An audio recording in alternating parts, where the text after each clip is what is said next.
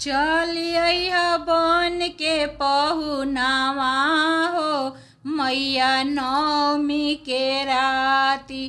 चलिया बन के पहुनावा हो मैया नवमी के राती। अपने तैया भैरो भैया के ले आइया। अपने तैया भैरो भैया के ले आइया।